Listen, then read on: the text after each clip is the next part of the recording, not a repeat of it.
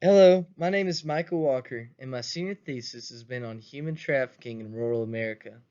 When I started this topic, I found a lot of research into human trafficking. Growing up in a small town, I always considered human trafficking to be more of an urban problem, but as I researched, I found that rural America has an alarming rate of trafficking, which is in direct contrast to what most people want to believe about small towns.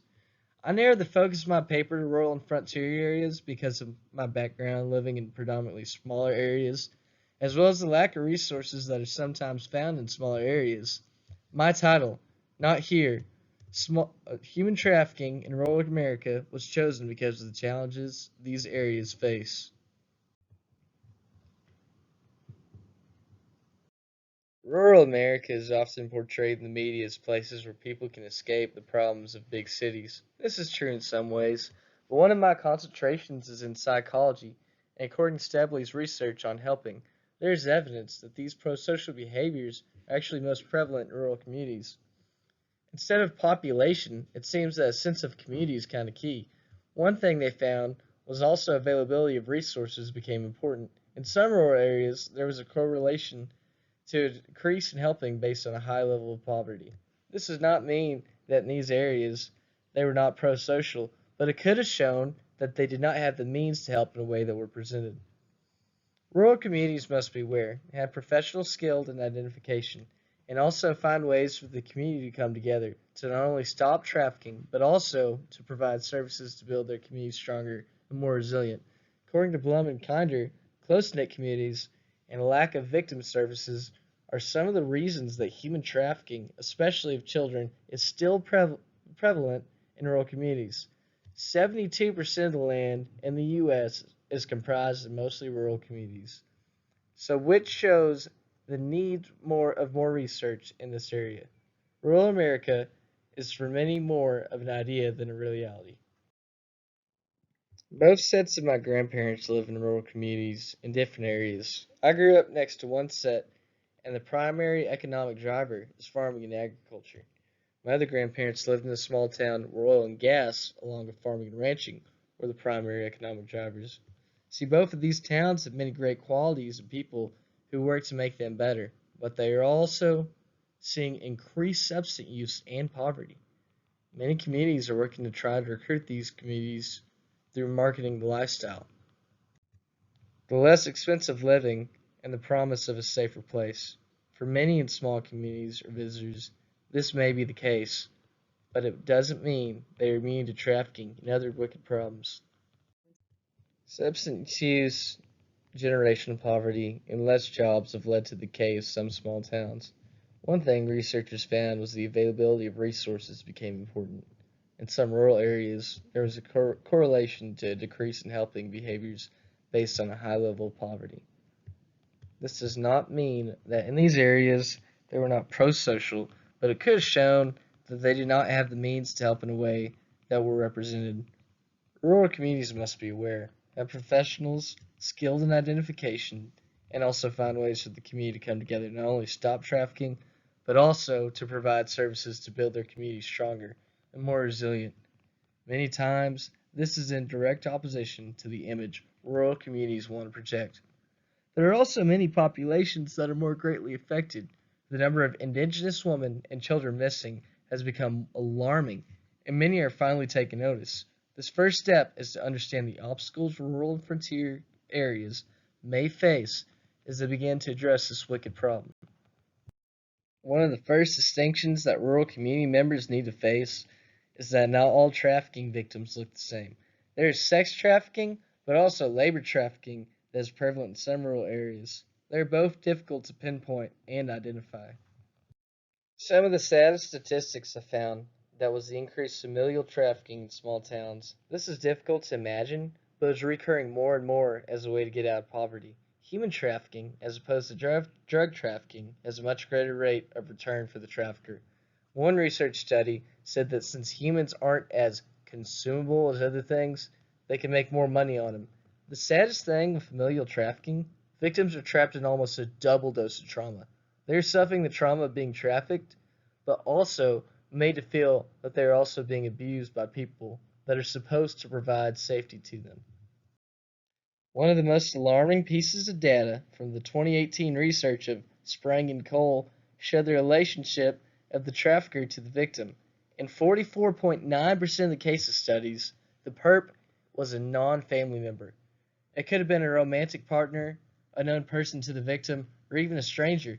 However, in 55.1% of the cases studied, a family member was the perpetrator. This brings an even more complicated aspect to the problem, especially in rural communities. This data is also backed up by the Department of State's 2021 report. There is growing concern that government and anti-trafficking stakeholders overlook familial trafficking. However, in the research study done by Sprang and Cole, all the cases involved a family member as the trafficker. The mother is 64.5% of cases, father 32.3% of cases, and other family members is 3.2%. In cases where the mother was a trafficker, a second trafficker was involved 65% of the time. Identification of sex trafficking in these cases were most frequently preceded by a report from the hospital emergency room, 51.6% of the time, to Child Protective Services, or uncovered during a police investigation, 45.1%, according to the 2018 Sprang and Cole research. This takes a toll on community first responders and can impact already stretched resources. Plus, it can be difficult in rural communities where the victim and trafficker are known to the first responder. When community members become aware of not only the indicators of human trafficking, but also the long-term effects on both the victim and the community, the culture can begin to change. For example, labor trafficking may seem like a son helping his family out to the general public, but a teacher or first responder might notice the child is malnourished and exhausted while training. Without understanding the psychological implications and dynamics of trafficking in rural areas, victims can be further traumatized when the message is not only unclear but harmful. Psychology and the understanding of long-term effects of trauma can have long-reaching impacts. Without proper supportive measures of leaders that are sustainable and cost-effective, victims will never be able to escape the situation. Trafficking is a wicked problem, and looking at it through the lens of my disciplines of psychology, organizational leadership, and communication can help. These disciplines will intermingle between the three areas in which to make an impact on the wicked problem. It will start with awareness, move to action, and then empower through activation. If you don't use these three legs, the program won't have an impact. For example, increasing awareness is great, but without action, it's like a clanging cymbal. Without activation of some substantial support, you will have people who are at risk on continuing the same choices because they cannot get out of the situation. Many victims in rural areas will be forced to make hard choices such as losing family and friends, moving from the area, and living without community support, creating a psychologically safe place where victims aren't stigmatized, but instead supported. Conflicts between the areas can arise because of differences between communication psychology. Communicating to a rural audience may be fraught with pitfalls. In many areas, there is a severe economic divide which can impact the scope of bringing awareness of trafficking to the entire community. If an area is trying to boost their economy by offering nostalgia and safety, communication about awareness of trafficking may be halted. The concerns of awareness must be addressed through a different lens that directly reaches the primary audience through psychological theories and understanding. The organizational leadership framework ensures the message is relayed with efficiency and reliability. Rural areas need strategic resilience support, and that begins by increasing awareness of different types of trafficking, such as forced labor, familial trafficking, and organizational cultures that downplay trauma. All three, but especially awareness, will include building a culture of psychological safety in the community, where there is an alignment of indicators, interview techniques, as well as how to support the victims. For example, a child has been trafficked to support her mother's drug habit. The grandparents do not want to call Child Protective Services because they're afraid she will be removed. Awareness and communication strategies using foundations in psychology can help the grandparents see CPS as an enemy, but also use uh, court appointed special advocates to ensure that the child is safe from recurring trauma. The grandparents do not have the resources to care for her, but through the awareness of ways support may be needed, a local community group will help provide physical resources but also psychological support and counseling for the child and themselves.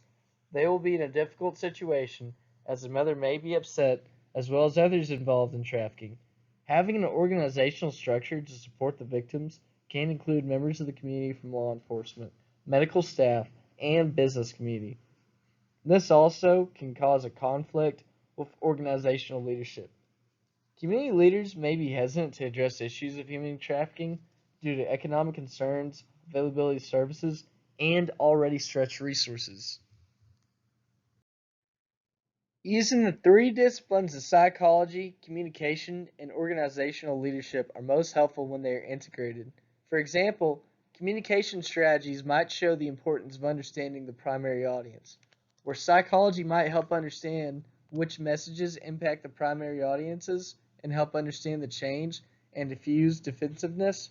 Using organizational leadership theories will also help integrate and garner support from businesses who may be willing or unknowingly contribute to the problem. For example, a local business requires human labor to bring a crop to market.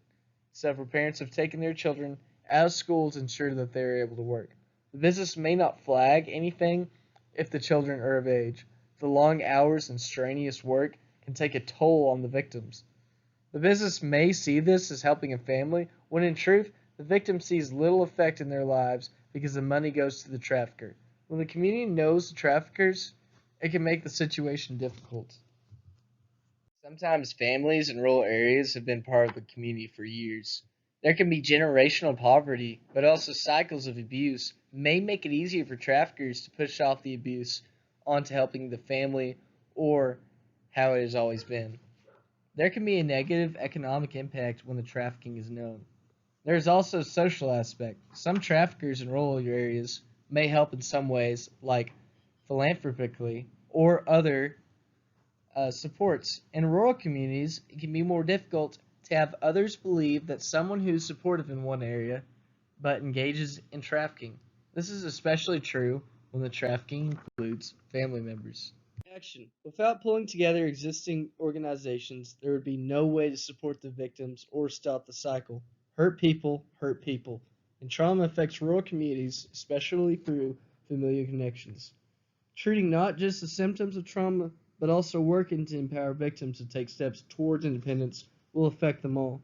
Work development programs, rural school initiatives, mental and physical health initiatives, and many others can help, but collaborative and organizational leadership is crucial to create sustainability. For example, work development programs are needed, but if the skills learned aren't supported by a business in the community or have remote access, the victim may be forced to move. A nonprofit might be able to help develop job skills for a remote job opportunity, but a local organization works to provide funding for technology needed for the victim to be able to complete the job. The retraining program will not happen overnight. The more trauma a person has, along with how early it happens, can take years to overcome. If rural communities can use these three disciplines to provide opportunities for victims, and if they include the victims' voices in the process, it will also provide a structure for empowerment. An issue in rural communities will have things to do with resources. For example, the school counselor or leader in the school might be related to many people in the community. It can make it difficult for both the responder and the victim when there is a lot of undercurrents. Resources are often limited, especially in schools. There are also not a lot of extra staff, and that can make it difficult for victims to receive the resources they need. Another issue is the independent spirit of many in rural areas. They are more skeptical of government help and interventions. They are also wary of strangers. Developing trust can take time for victims, and there may not be immediate response or help available. Trauma bounds are difficult to break, and even when awareness of trafficking are moving forward, it can still be difficult to find ways to take action that help out the trafficker. Some will use guilt, like your family really depends on this money, while others will use substances to control the victim. Human trafficking is very profitable, and poverty as well as substance abuse in rural areas may increase this problem. Another issue raised is the difficulty of identification when it is a family member.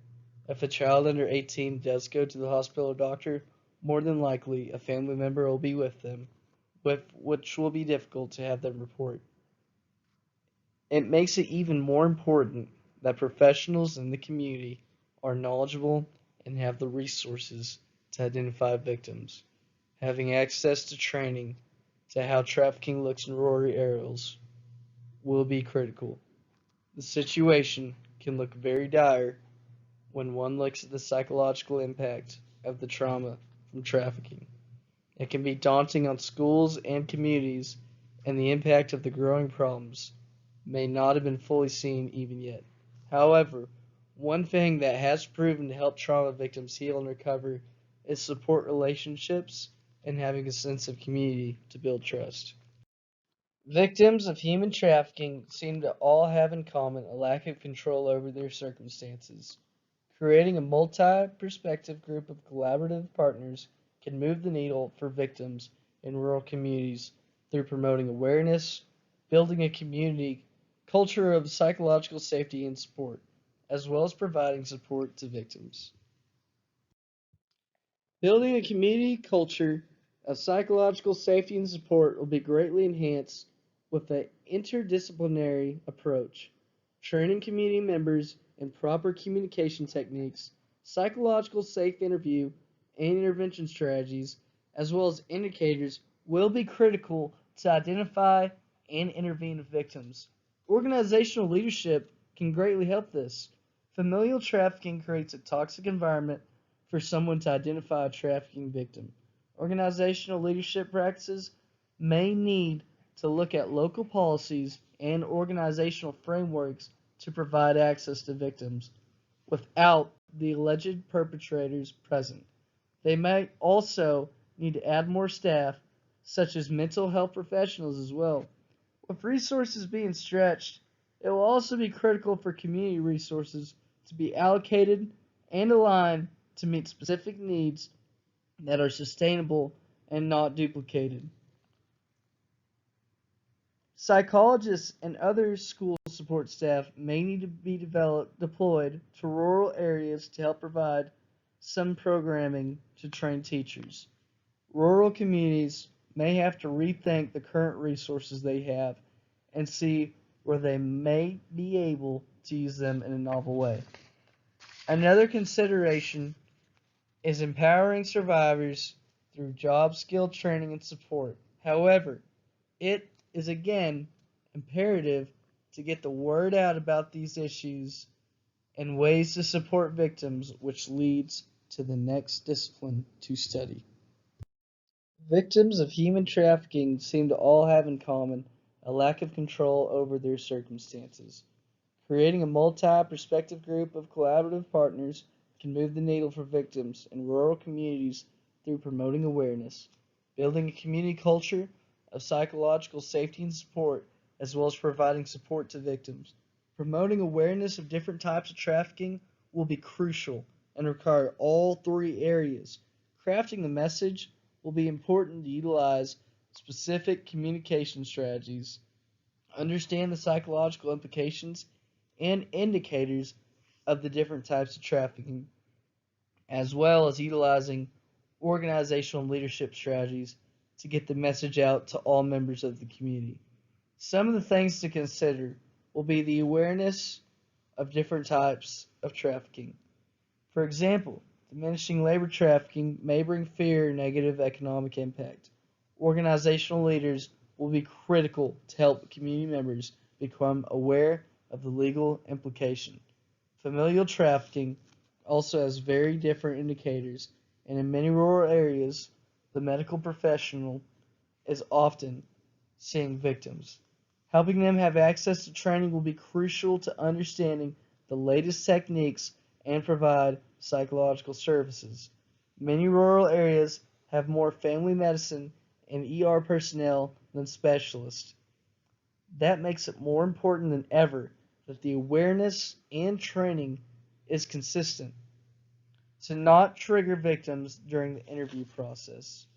The wicked problem will only be contained when we begin to look to an integrated approach.